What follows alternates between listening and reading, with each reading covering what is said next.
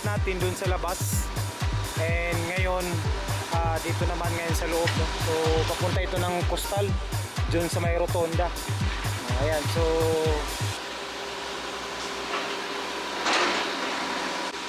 dalawang kasi babox culvert ito. Pagkatapos dito na naman, no? So ang dito kasi tapos na itong area na ito.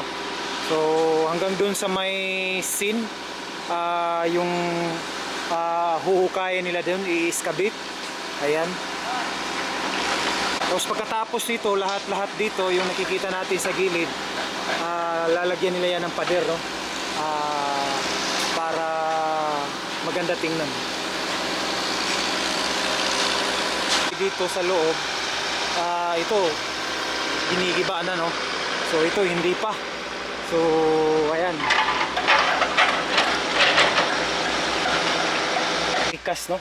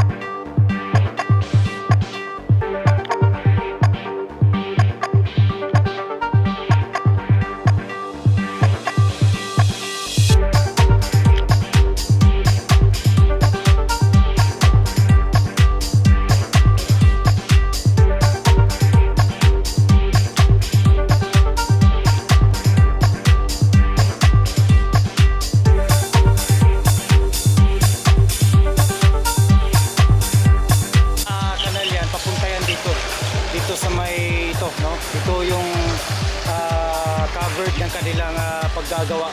So dalawang seat yan. Pag natapos yan dito, hukayin pa yan papunta dito.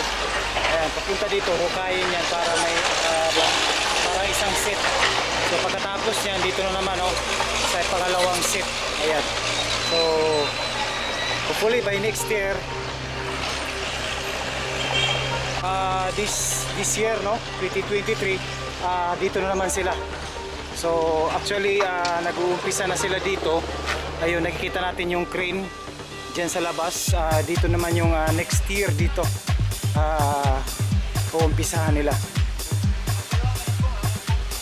So yung dito, mga nakikita natin, may mga bahay pa. Yung iba ginigiba na kasi parang may kumpleto na yata yung bayad sa kanila ng gobyerno. Yung iba dito hindi pa. So ayan, oh.